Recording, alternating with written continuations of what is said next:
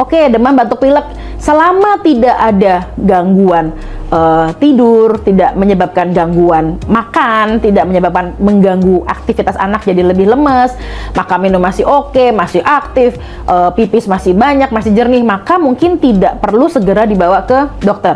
Karena kebanyakan tersering penyebab infeksi kan common cold tadi ya, batuk pileknya karena common cold berarti virus. Virus naikin imunnya, istirahat cukup, maka dia akan sembuh sendiri.